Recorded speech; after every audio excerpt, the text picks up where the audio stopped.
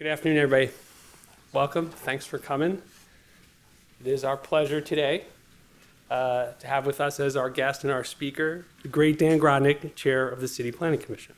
I want to say thank you to Dan for coming back. We had him here where he sort of first took his position. We know him well and we're grateful for so much. So thanks, Dan. Look, you can't be in a conversation about politics and not talk about housing. And ABNY's been psyched, they're proud to be part of that conversation. We just had the mayor and the governor together, side by side, to announce ambitious goals in terms of housing. Earlier in the year, last year, we had the mayor talk about City of Yes. And we really feel good that these proposals have been offered and that people are still starting to talk about this and they're the right first steps. For the mayor to reach his goal, for the gov to reach her goal, mayor said 500,000 units, governor said 800,000. We need obviously to start building and take the next steps. And a lot of those next steps to be possible run through city planning and run through Dan Garodnick. Speeding up land use pre-approvals so that we can build faster, that is all city planning. Converting office space to residential, including that recent proposal to rezone the Garment Center for more apartments, also needs city planning approval. Jumpstarting up to 6,000 new homes around Metro North stations in the Bronx also goes through city planning. So we thought it's why it was a good time to have Dan with us to talk about kind of how you put brass tacks on next steps. As I mentioned, we know Dan for a long time. He's a mensch, he's a great public servant, and he is somebody who believes in doing right by his constituents and doing right by the city, and really doing right by the people who need the help the most. So we're really proud to have you here. We're psyched to hear a bit about what you have planned and that you'll take a few questions. So thanks, Dan.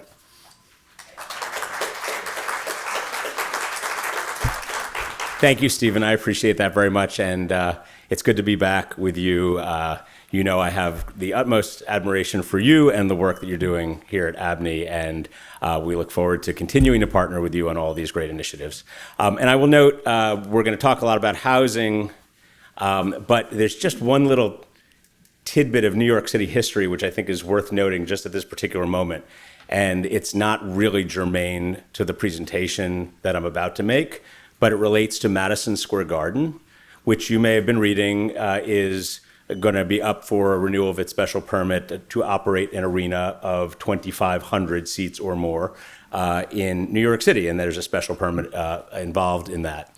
But what you may not recall is that the first location of Madison Square Garden was in Madison Square, right next door. It was leased to P.T. Barnum. The place fell apart. They tore it down. The second location was also next to Madison Square, built by the New York Life Insurance Company. Also didn't really have a whole lot of success there. They tore it down, and New York Life Insurance built their headquarters, which is the building with the gold top right on the east side of Madison Square.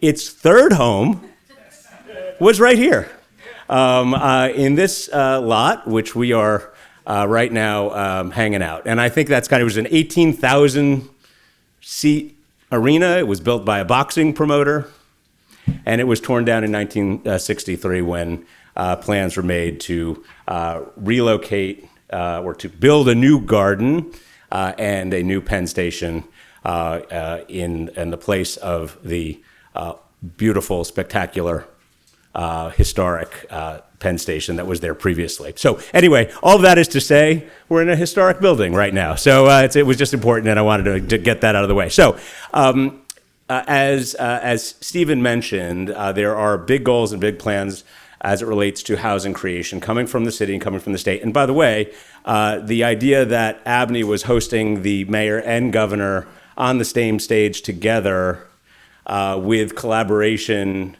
and collegiality is just delightful. The fact that people are getting along is, as a lifelong New Yorker, let me just say I don't really remember it happening that way. And I think great credit to the mayor and the governor for setting that tone. And I certainly know that from my perspective, working with our colleagues at the state has been very productive, and we'll look forward to continuing that. Today, I wanted to talk first specifically about office reuse opportunities. And then I want to, I'm not going to go deep into the conversation about the state housing compact or the implications for the city, but I'm happy to if you would like. But I wanted to start with the proposal that just came out of the Office Reuse Task Force, which was created by City Council action in 2021. And it's not every day that you make a presentation, but you also have the City Council passing the law and the author of the bill in the room. At least he was in the room. Whereas there he is, Justin Brannan, councilman from Brooklyn, is right here. Let's give him a round of applause. As he said on New York One earlier today, he said, I was tired of everybody saying, what are you going to do? How are you going to deal with it? What's going to happen? And so he said, well, let's have a group of people come together and think about the possibilities. This is the group of people. I had the privilege of chairing this conversation over the past 9-10 months. And I will say our deadline was in a year. We actually wanted to move this faster for all of the obvious reasons. The opportunity that is presented here, well, the dynamic that exists. We've got about a 20% vacancy rate in office buildings. We have 77% of employers polled say that hybrid work is here to stay. And we have a housing crisis where, in the last decade, we have created 800,000 jobs and 200,000 homes. People are feeling the real pressure of that, and it is real pressure. It relates to the price of rent. It relates to gentrification. It relates to an imbalance between landlords and tenants on negotiation. If you have no place to go as a tenant, your negotiating position is significantly weaker. And so all of those factors point to an opportunity to create some housing out of underutilized office space. So here are some of the recommendations which came out of the report. One of them was to take the baseline of where office conversion is currently allowed, and that's on the yellow areas on the map that you're looking at, and expand it to all areas that what we in city planning language refer to as C4, 5, and 6 districts, which are commercial districts outside of this yellow boundary. And that would expand you to downtown Flushing, Bronx Hub, other areas in New York City which have seen success as commercial office districts, but also now are seeing office buildings get older and could potentially be repurposed if they are underutilized. This piece of the proposal would enable 16 million square feet additional of office space that would be eligible to convert. Another piece is to expand some of the zones that we have in Manhattan, which are right in the heart of that yellow graphic that I showed a moment ago, where you are strictly prohibited to create any housing. And there are 4 key manufacturing areas I'm going to show you in a moment, where we think there's an opportunity to take a look at that question and think about whether we should enable housing there. The mayor, in his State of the City speech, he said he directed the Department of City Planning to take a look at these areas, and that is exactly what we will do. These are the areas. You will recognize them from top left to bottom right. Top left is the area which you would recognize as the Special Garment Center District. Top right is the area just south of Bryant Park. And the bottom 2 are, 20s to around 30th Street west of 5th Avenue. And most important here is we want to think about what these areas should be. Some of them are performing as commercial office space successfully. Very little of it is performing as manufacturing, and none of it is enabled to be legally residential.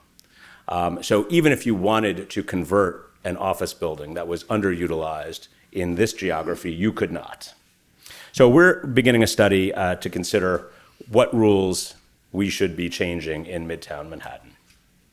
Also, another recommendation from this group, allowing buildings to convert all of their square footage to residential. We need the state's help on this one. Right now, New York City has, and this is based on state law, the multiple dwelling law, a cap on FAR, on residential FAR in New York City. It's a cap of 12. So if you want to build a building that is bigger or denser than a 12 FAR building, you cannot for residential. You just can't do it. It's contrary to state law. This should not be. New York State, in some cases, where, and I'm going to tell you about one in a minute, where it's very helpful to us for the state to intervene and give us a hand. This is not one of those times. This is one in which our own land use determinations should set the rules about what we want to do. 12 FAR is a rule defined by the state that should go away. And in the office conversion context, because there is no limit on FAR for commercial office buildings, you could have an office building of 17 FAR, 18 FAR, 19 FAR, which if it wants to convert, can only convert to 12. So you have an existing structure that is not creating, additional impacts in terms of the form, structure of that building, et cetera. If it were to convert to residential, can only go up to the 12 FAR. That obviously makes no sense. And that's something that we need to deal with. We want to make the existing regulations for conversion work better. We want to allow for office buildings to convert to different housing types, including supportive housing, there's some minimum off-street parking requirements, which don't make any sense, and we want to make those rules consistent with new residential buildings in a way that'll make it easier. Tax exemptions. Right now, there is no tax exemption for conversion of an office building to residential. You can do it if you qualify, if you're in one of those yellow areas and you are zoned for residential, and your building was built before 1961 or 1977 in Lower Manhattan, you can go ahead and do that yourself without a tax incentive. And we believe that in order to connect office conversions to some affordability in the housing, we need to offer an incentive to do that. That is another area where we need the state of New York, and the governor, in fact, has included this in her budget proposal, which would include a 20% permanently and deeply affordable requirement in the context of a tax incentive in the world of office conversions. And the last piece of the puzzle here is to change, or to take a look at and change the date of eligibility. So as I mentioned very quickly a moment ago, most of the greatest flexibility in our rules is for buildings that are the oldest. So if you were built, and you can see this green area over here, and this whole chart is designed to show you the office space by year in which it was constructed over the last, I guess it looks like it goes to around 2008. So over 108 years where you've had the concentrations of office space built. And our rules today enable citywide, or at least in the citywide yellow, the areas where it's eligible, the greatest flexibility for conversion for buildings built before 1961. Limited flexibility if you're in Lower Manhattan. If the building was built before 1977, you're eligible, and no flexibility in that amber color on the right-hand side of the screen. The task force proposed adding this group right here, the group that was built between 1961 and 1990 in all eligible areas. By doing that, well, we will add another 120 million square feet of eligible office space that can convert to residential. And we think by doing it at that date, you can see that there's a considerable drop-off on office space production after 1990. We think it's a rational place to change the date to. Also, if you think about the normal financing terms of a commercial office building, around 30 years is a timeline that is recognizable. So 1990 is appealing in a variety of levels. So that is the third proposal, or the final proposal of the office conversion task force. We have a number of others, but I think those are the most important. And I will note here that this is an area in which the state of New York can help us out, and we may talk about this in our fireside chat, but this is an area where we can do this ourselves, but with the state of New York, we can do it faster. Okay, so this is a piece of the puzzle. office conversions. Just happens to be the freshest piece of the puzzle, which is why I've started with it here. But we expect that 120 million square feet plus the 16 million square feet by expanding the eligibility areas of 136 million total square feet would deliver to us 10 to 20,000 new homes over the next decade. And if you're remembering the math that Stephen introduced at the top, the mayor has set out a goal of 500,000 and the governor has set out 800,000. So you have to regard this as an important piece, but by far the predominant piece of how we would get to those goals. And, you know, to the point of why it is so important here, you know, we are obviously outpacing ourselves on jobs as it relates to housing. You know, in the last 40 years, we created housing at half the rate than we did in the prior 40 years, and we actually lost population. So we picked up 1.8 million people and created housing at half the rate than we had in the prior 40 years when we actually lost population. So we are trending the wrong way in every way you think about it as it relates to housing production. And, you know, we are seeing, you know, the vacancy rate for the lowest cost apartments is less than 1%. The impacts on people is real, and we're seeing it in all corners of the city. So we have some big goals out there that we need to find a path toward. Now, how are we going to find a path more generally to do that? We have some tools at our disposal. Some of them relate to neighborhood plans, which I'm going to talk to you about a couple. We also have citywide opportunities to make change, which is, I believe, in the housing context, going to be the big way for us to actually accomplish these goals. But let's start with some neighborhood plans, which are already underway. You may recall that Metro North will be opening 4 new stations in the East Bronx in 2027. They will be in Hunts Point, Parkchester, Van Ness, Morris Park, and Co-op City. And this is a really big deal for the residents of those areas. And also regionally, it's really important to all of us to do better connections between the people who live and work in the East Bronx and directions, not just, I like to think everything just goes in the direction toward, you know, central of New York City, but also there's things that happen like in New Haven and elsewhere, which also are important. So this actually is a really big connection all around regionally. And to their credit, the MTA is opening these 4 new stations. Now, we look at this and we say, okay, well, this is a great opportunity for us to think about the land use that is being affected in these areas and what we should do to affect the land use there.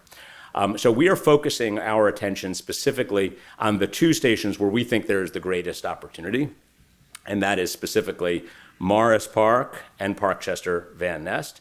Morris Park, which is home to Montefiore Hospital, Jacobi Medical Center, the Hutch Center, you've got Calvary Hospital, you've got 23,000 jobs about a half mile from the station. It is one of the most important jobs hubs in the entire city. And we see an opportunity to create more jobs and more housing right there within a half mile of this station. Lots been made of transit-oriented development. This is the definition of transit-oriented development. You take the station, the future station, you develop land use actions which will enable growth both in housing and jobs right there. That's what we're doing in Morris Park.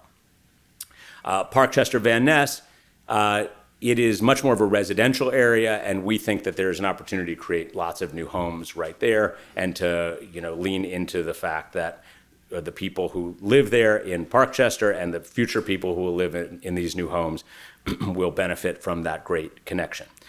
This is a proposal which is underway. We just had our scoping hearing about 3 weeks ago. It's on its way into ULURP in 2023. So, you know, that's always exciting. So we're looking forward to that. This is a big neighborhood plan which covers multiple neighborhoods and one where we think that it's going to have a very big impact for the residents of the Bronx and the entire city.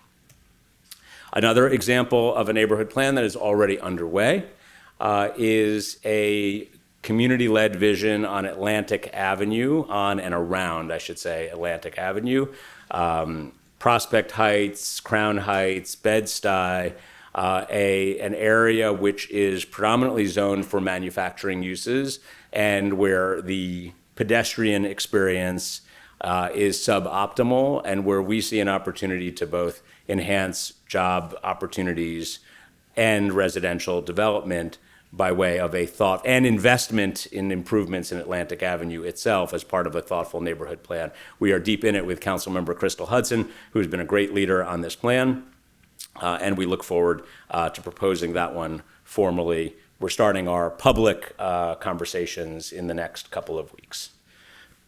Another piece of this puzzle is, and Stephen mentioned this at the top, finding ways to move things faster. And this is really important to the mayor. It's really important to me.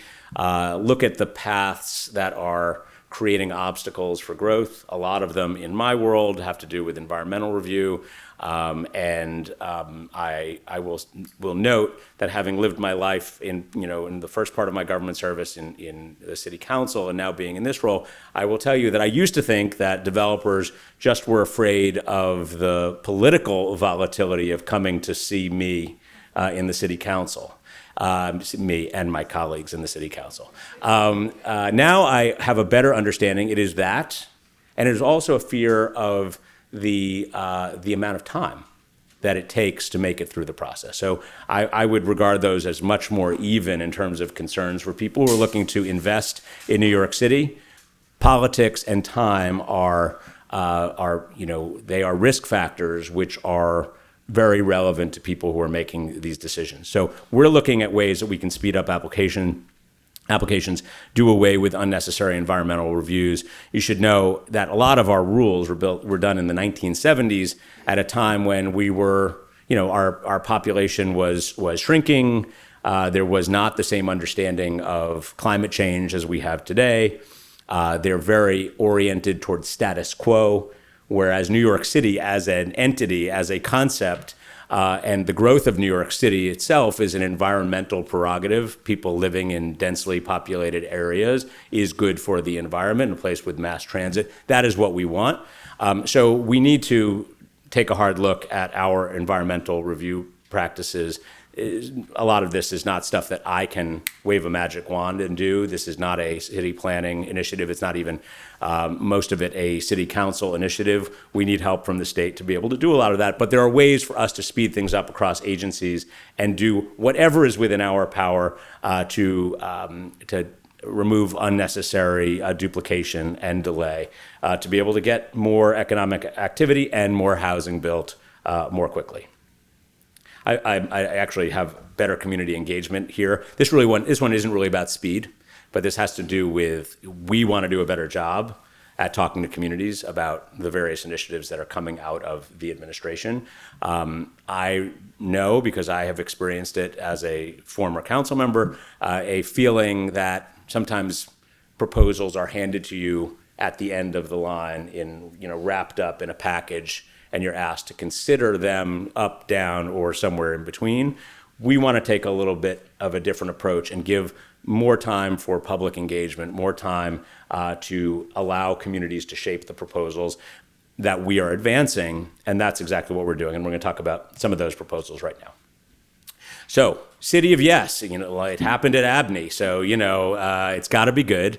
The mayor last summer came to ABNY, and he cited 3 initiatives that he wanted to advance. One of them related to the environment, one of them related to economic development and job creation, and one of them related to housing. And I'm just going to talk about each of them very briefly, and then we'll move on to our chat. So text amendments, just the quick background on that. Citywide text amendment. It is sponsored by the administration. It is referred to the city council, and they vote. Okay, so it is, and it affects every one of the 59 community boards. It affects every one of us. So these are citywide changes. This is not a neighborhood plan, citywide changes that have impacts citywide. And this is the way the mayor wants to embark on these challenges, and he is absolutely correct. We do not want to be doing these sorts of initiatives piecemeal, project by project. We need to go bold, and that's why we're introducing these plans. So the first is carbon neutrality, which is going to be we're going to refer to the city council within the next couple of months. It is a way for us to promote better environmental practices citywide by removing obstacles that we ourselves are creating. By way of illustration, battery storage in buildings that today is prohibited, facades, you want to put up a high-performing wall on your building and it bumps you out of your legally defined building envelope, prohibited. Solar panels, strict limitations on where you can actually install them as defined by not just the fire department and the Department of Buildings, but unnecessarily also by additional zoning rules that we've put in place. Electric vehicle charging, we see real opportunities to open that up in new buildings in particular and make sure that they are accessible to lots of people who want to charge for EV. You will not be surprised to know that there is no reference to electric vehicle charging in the 1961 zoning resolution. So we need to deal with that. This is all going to be a step toward our carbon emission reduction goals, which are significant. Next proposal is on economic opportunity.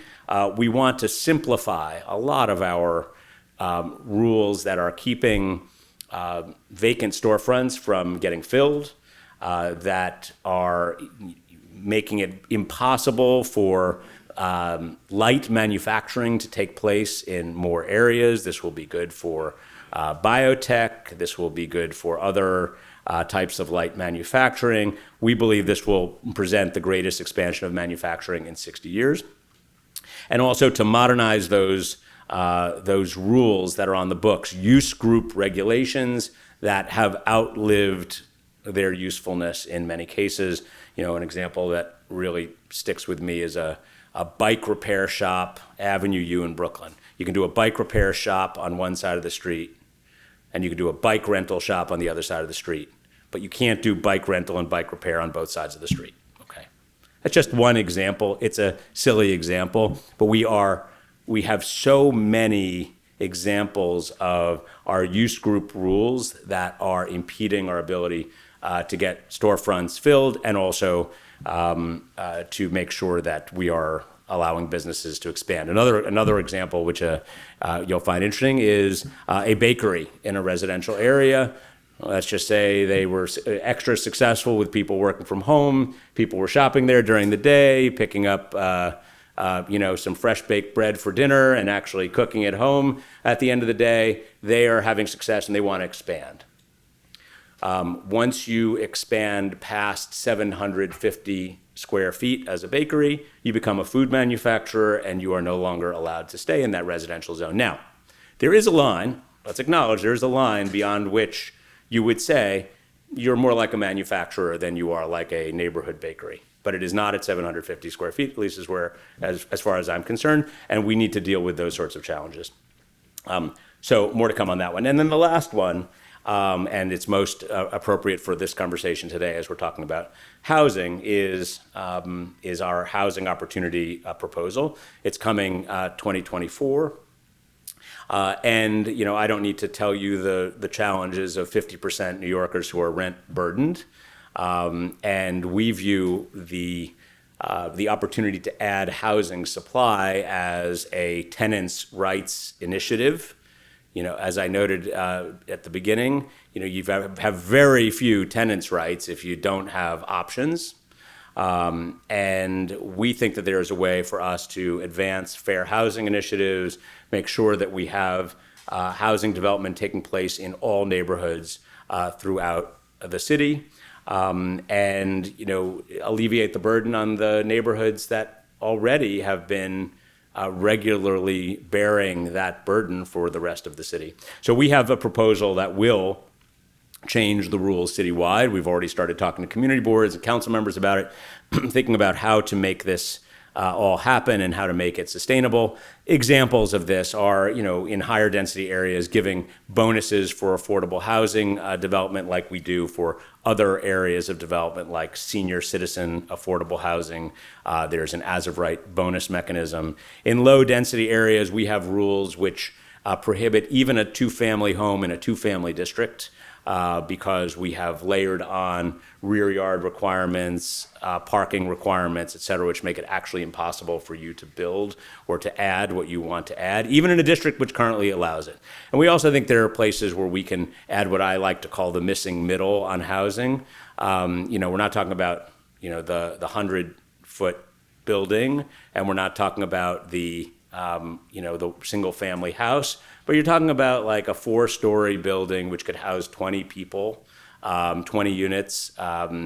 There's an opportunity for that in lots of places in New York City in ways that I think will be respectful of neighborhoods, leans toward wide streets, transit, et cetera. And we are developing a plan that will be a citywide plan that will, if the state law is passed, it will complement it well. And if the state law is not passed, it also will serve as an important next step for our big goal of getting to the 500,000 moonshot that the mayor has laid out. So I'm going to stop there. And again, Stephen, Abney, I appreciate your giving me a chance to say a few words, and we'll look forward to our continued conversation here. So thank you. Thank you so much, Dan, for that, and really looking forward to continuing this conversation with the folks from the state, and as the governor's housing plan really complements a lot of the work that you are doing here at the city. That's part 2 of this discussion. So for all those in the room who this is your first time at an ABNY event, welcome. My name is Melva Miller, and I am the CEO here at ABNY, located in the amazing offices of Rubenstein, thanks to our chairman, Stephen. And we're really happy to have you here to talk about this very important issue.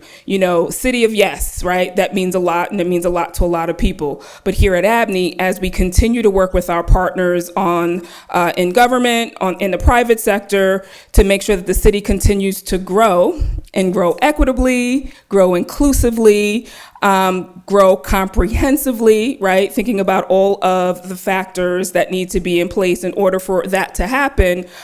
This conversation is right in line with that. So we're really excited to have this conversation and the fireside chat that we are going to have. But growing the city depends on housing, right? And there's no secret that we are in a housing crisis. Dan just laid out the plan for the city and talked about some of the obstacles there. But the affordable housing supply, right? And affordability means something different to a lot of different people. So affordability for everyone, right? In different brackets, is lagging in the city's population, right? Dan just talked about that. There are places that has seen insignificant creation of affordable housing, including homes below market rate, and that's a problem. So how do we mitigate these pressures, right? How do we look at the opportunities in places like Manhattan and mitigate some of the growth pressures we see in some of the other boroughs? I don't say outer boroughs, the other boroughs. So to participate in a dialogue with Dan about this and other factors affecting the growth of the city is John Sanchez, and I'm going to ask him to join us here. John is the executive director of the 5-Borough Housing Movement. John is a housing advocate with a passion for this work. He currently serves on the boards of 2 nonprofit organizations and has nearly a decade of experience in government. Previously serving as the executive director of New Yorkers for a Better Future, the district manager for Community Board 6 in the Bronx. We all love our community boards. And the chief of staff in the New York State Assembly. So John and Dan, we look forward to your discussion. Thank you, Melva. You're welcome. Is it on? It's on. I think so, yeah. Thank you, Melva. Really appreciate it. It's good to see a full room. Good to see you, Mr. Chair. And this was a great presentation. It shows that there's so much interest in housing right now.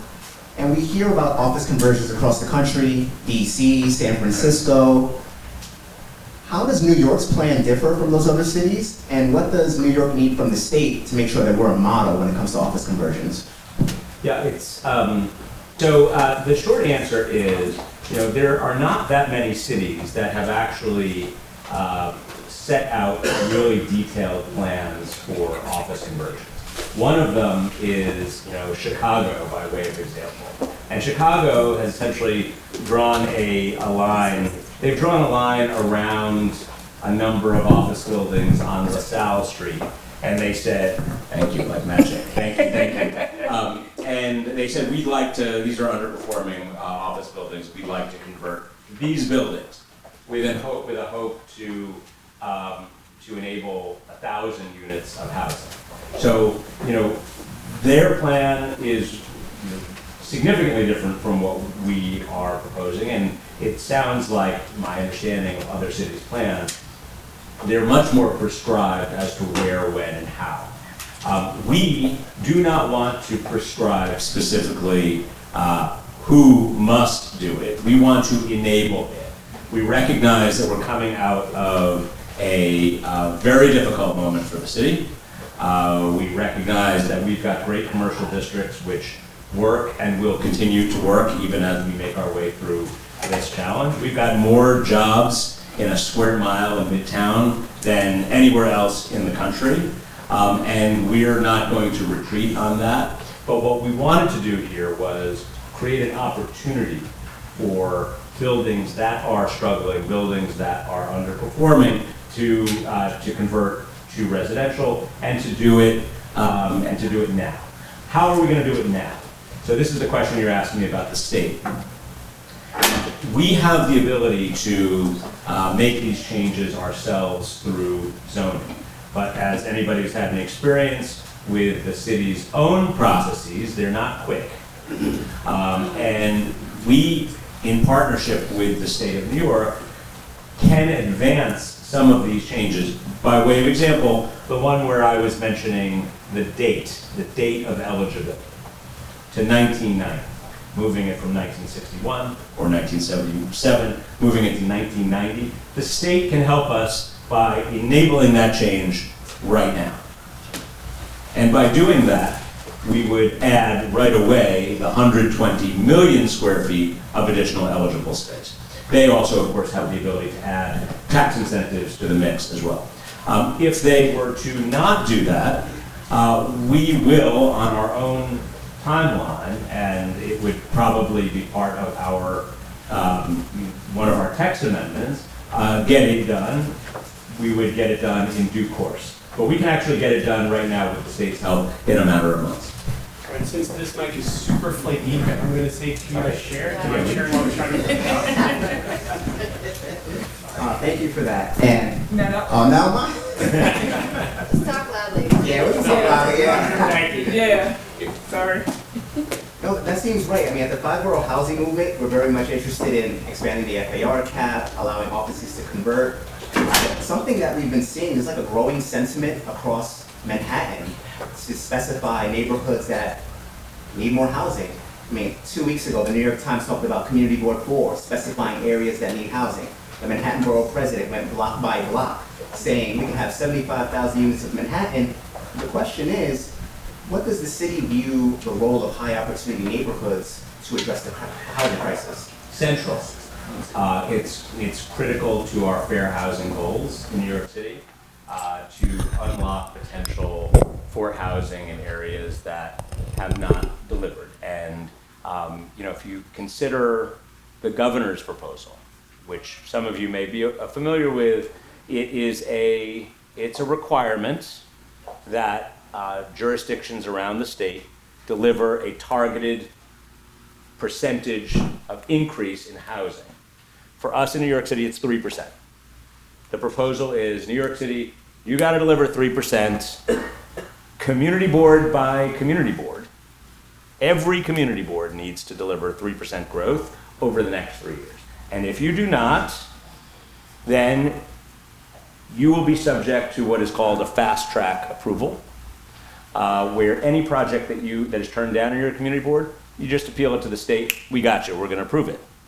So it's a it's a pretty significant proposal and one which, would have obvious impacts on us in New York City.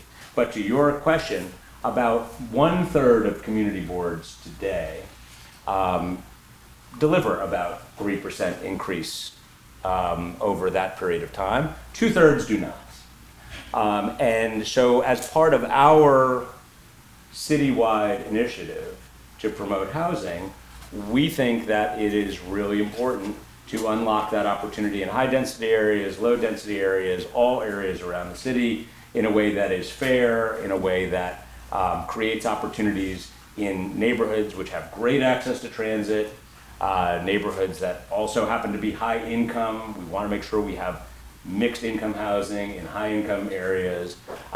We want to make sure that we're creating opportunity even in low density areas, respectfully, of course, in ways that make sense, in ways that are carefully crafted, but we can do it. If you can think about your experience in New York City and you think about those wide streets with a one-story commercial set of buildings where you could enable a 3 or 4 story missing middle piece of housing, you can do that in a lot of places in New York City in ways that do not unduly harm some low density districts. We think we can do this citywide, but to your point, there are real opportunities for us, and taking it on a citywide basis is the only way to do this. We can't do it project by project. We will never get there. Definitely, and we've been going to community boards, getting letters of support, etc. And the first question I'm always hearing is, oh, we want to see affordable housing, south of 96th Street. And the community boards are supportive, and then they say, oh, well, can we apply for the affordable units? Can we actually live south of 96th Street? So just having the option has a big impact to outer borough communities. I think that's important. I mean, as a district manager of a community board, I saw the 3% goals from the governor. I saw my own community board's been meeting those goals for the past 12 years. But other neighborhoods have done, a quarter or half of it. I think part of our effort is to show that every neighborhood needs to do its fair share, but Manhattan matters a lot. It has so many amenities. People would love to live 20 minutes from Central Park, or the High Line, or several libraries, and pay less than $2,000 a month in rent. And I think that argument has been very profound for the outer boroughs, and it's great that city planning realizes that every neighborhood needs to do its fair share. You know what else is important for us to make sure that we get affordable housing in high-income neighborhoods and near transit, near great parks, et cetera, is a tax incentive to ensure that that happens. 421A has expired, and that has been mission critical for our ability to deliver affordable housing south of 96th Street in Manhattan and other places. So that is a key component to this conversation. We can enable through targets, mandates, city of yes for housing opportunity to set the rules that can allow something to happen. But we, New York City, we're not building the apartment buildings. Private interests are building the apartment buildings. So we have to strike the right balance here on incentivizing, mandating, et cetera, to actually make sure something happens. And I think it's just an important point for us to take a step back and remember mandatory inclusionary housing, which was created during the time when I was in the city council, is the most aggressive program in the city, the most aggressive program in the country for requiring affordable housing from private developments. And it was done with a very careful study of what's the line where we can get the max for the public on affordable housing while also enabling the project to proceed. And it was defined accordingly. So we need to really make sure that we're striking the right balance here to actually allow this stuff to happen and for creating affordable units in core Manhattan, south of 96th Street. You really need that opportunity. Yeah, and I think the evidence on the ground is showing that some type of incentive is needed. I mean, office conversions are happening now, but they're strictly all market rate. There is no incentive to offer affordability. I mean, an example is 25 Water Street. $800 million project, 1,200 units on market rate.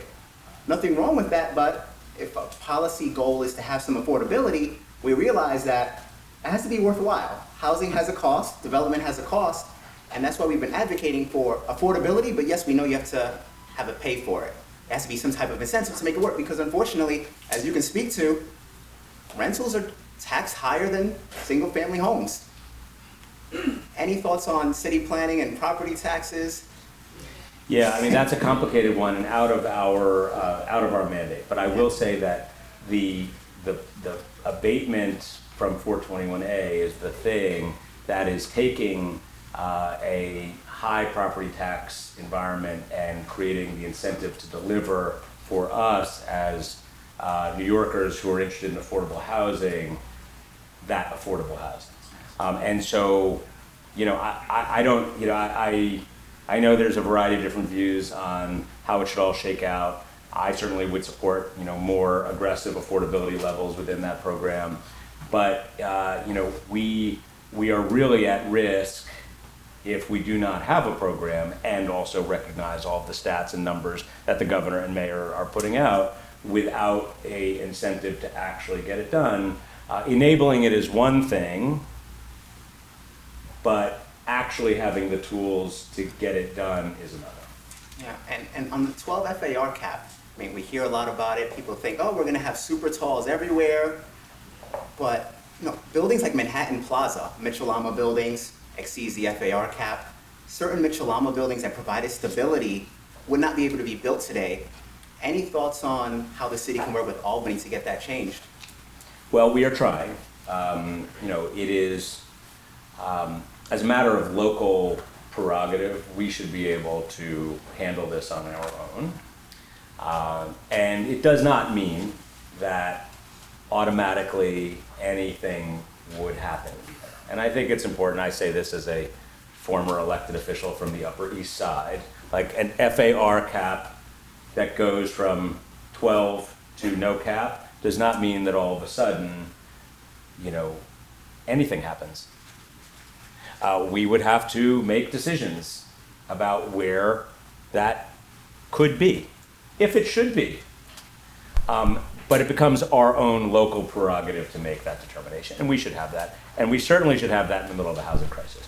As it relates to office conversions, it's beyond a no-brainer, where you are limited to convert all of the air, you know, the floor area that is within your existing building to residential because of the state's multiple dwelling law. So it's a case we're making. Obviously, Albany is a complicated place. We are going to do our best to try to get good outcomes for the city and partner with the state in a constructive way. The conversations are going quite well so far.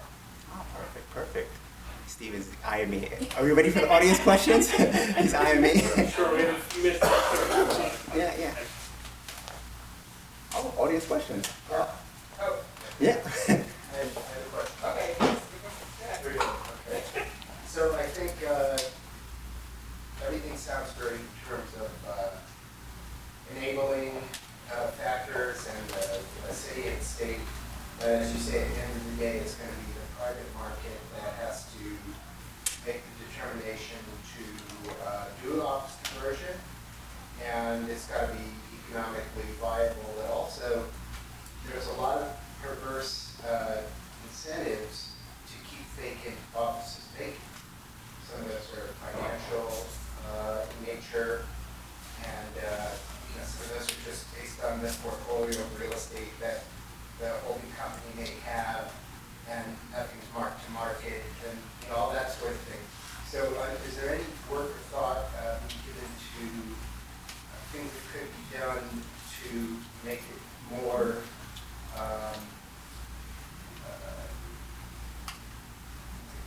more interesting for a private organization to want to do some of these conversions? If you have 50+% vacant office space, and we anticipate having that for another decade or 2 decades, then it would be great if we can avail ourselves of that. So the short answer is that we, my hope is we come out of this with an incentive to do it that includes affordable housing. But we were very careful as a group in the task force not to recommend mandatory action here for the reason that you mentioned. Every building has its own set of facts and circumstances, investor group, time horizons, occupancies of, the lengths of leases, risk tolerance, you can name it. Every building, configuration, elevator banks, all of the things that make every single building different from every other building make some buildings suitable and some not. And some of them relate to the physical structure and some relate to the financial structure. So our hope is that by changing the date, giving an incentive that includes affordable housing, that we will get some uptake. But we do not expect to get 136 million square feet of uptake. We want to enable 136 million square feet of uptake. And I think it's an important point, because just because we're enabling it, and this is a theme for all of the things that I'm saying, just because we're enabling it does not mean that the market takes us up on it. I believe there will be uptake here by broadening the universe, the geography, and the date. And certainly with an incentive, I think this will be a program that will work. But your point is correct. It does not work for every building. So let me just say, in the spirit of keeping us on time, I want to ask my final question. Do you think we're going to get a new 421A or something like it on the books? Obviously, it's sunsetted in the last, and there wasn't a real strong desire to just get something done. You've said it's really important. Can you give us political odds? And they're really not, they're more than political odds. They're sort of the odds of affordability in this next period of time. And how do you feel about where the legislature stands? Stephen, you're asking me to prognosticate on Albany. Something that I studiously do not do. But I will say that, I have much more experience with city politics than state politics. They're all complicated. There are conversations that are going to be going on right up to the buzzer on these issues. But the reason why I continue to make the point when I can here is that I do really think it is important. And I think that it is not something that should be dismissed lightly in this conversation. And I think that it connects to all of the goals that everybody is setting out. So while I don't prognosticate on Albany, I do want to say that I do believe it's important and it's something that should be reviewed. So let me say before I give a final thank you, is there anything you want to say as a closer? Oh, other than just appreciation to you and to all of you for giving me the forum to talk about some of the important work that we're doing. I really do appreciate it. So thank you.